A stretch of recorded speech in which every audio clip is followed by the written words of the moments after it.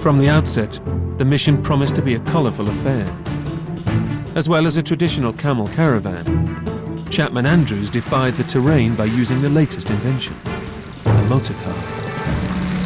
He organized the expedition along the idea of taking motor cars from Peking, in this case old Dodge touring cars and Fulton trucks, and taking them into the desert. Chapman Andrews' fleet of Dodge cars had to travel across hundreds of miles of dunes and jagged rocks.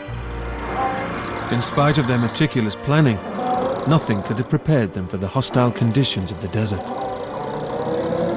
They had extremes of temperature. It would go to 110, 115, 120 degrees in the day, and sometimes it would drop to freezing or below freezing at night. Another real menace were the sandstorms. Some of these sandstorms drove them quite mad.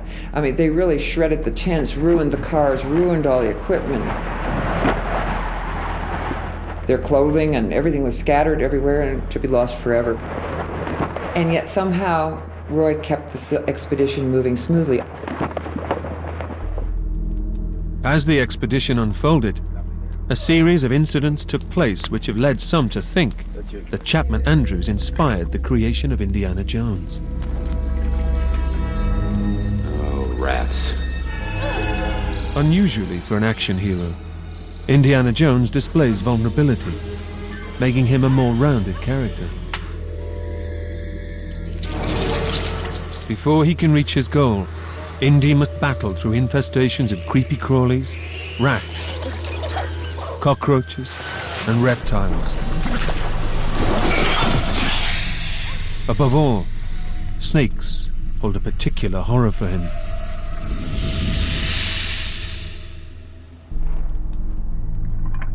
Chapman Andrews found himself in a similar predicament to Indiana Jones. They have a horrible little creature in the Gobi Desert, a viper. One night, there was a sudden drop in temperature, and it caused these vipers to come out of nowhere, seeking warmth. Go on maybe another couple of days in this direction, and then perhaps take it from there. Suddenly the camp was alive with snakes, one of Chapman Andrews' pet hates.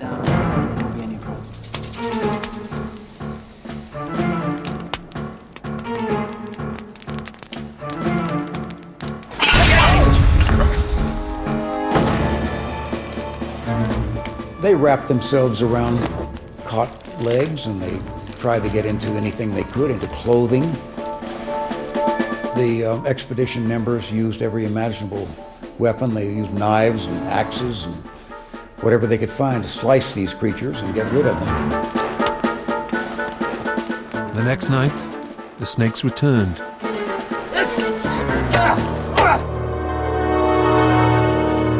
In spite of the rich fossil treasures to be found in the area, Chapman Andrews conceded defeat and moved on. More serious than the snakes, although perhaps less frightening for Chapman Andrews, were the marauding bandits who roamed the desert. In the Indiana Jones movies, Indy has a no-nonsense style to resolving disputes.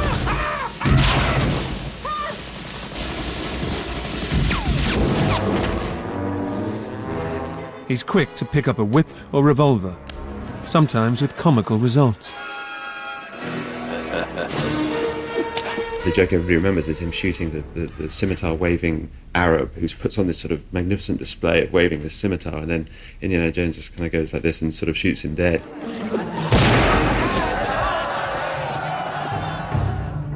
Like Indiana Jones, Chapman Andrews was a dab hand with a gun.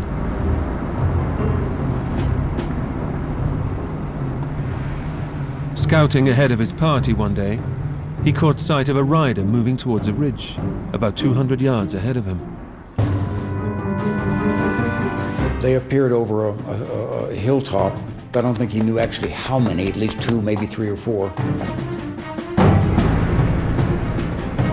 It would have been difficult to turn the car and run without exposing myself to close-range shots.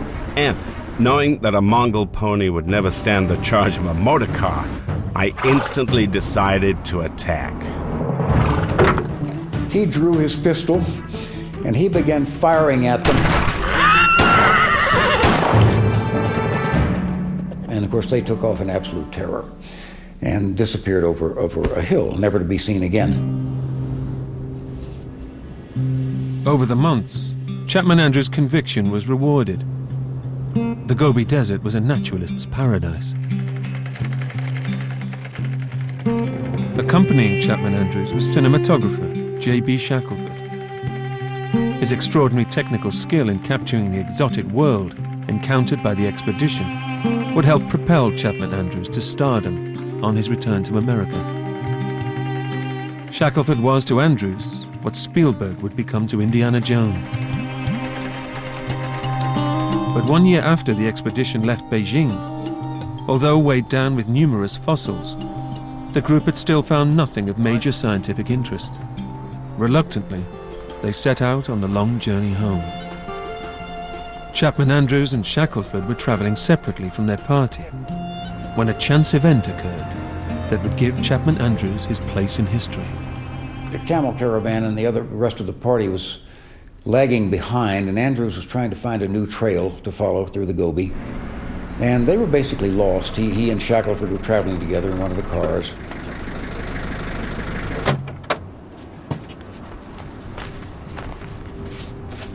Disorientated, Chapman Andrews sent Shackelford scouting up a cliff to look for a route out of the desert. JV, take a look up there.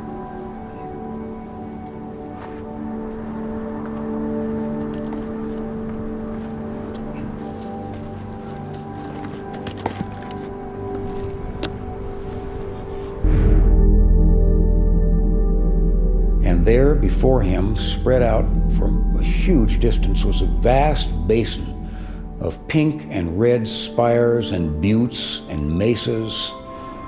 And Shackelford saw white bones eroding out of this red earth.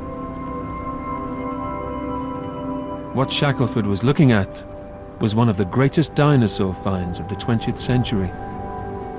The perfectly preserved bones were from a hitherto unknown species. Nearby, they made the first ever discovery of dinosaur eggs.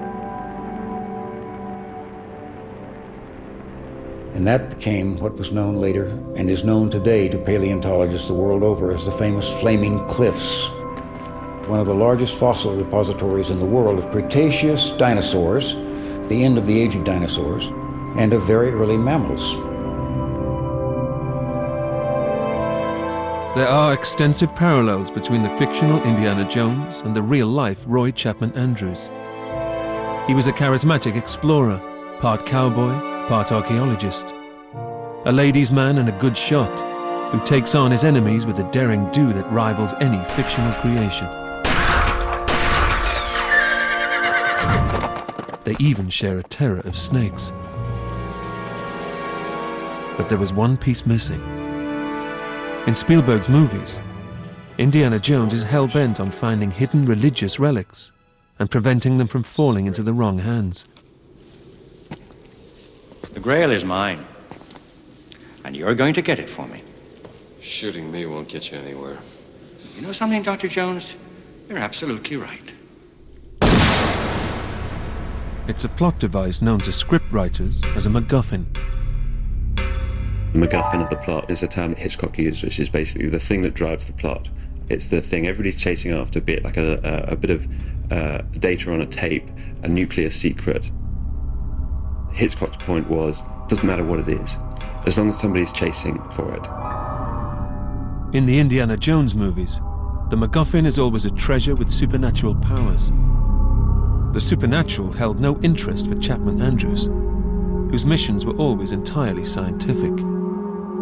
There was, however, one real historical figure who, like the fictional Indiana Jones, was obsessed with finding the most famous of all Christian relics, the Holy Grail. Almost half a century before Grail hunting became part of popular culture, the lone seeker of the treasure was a young German called Otto Rahn. In the winter of 1932,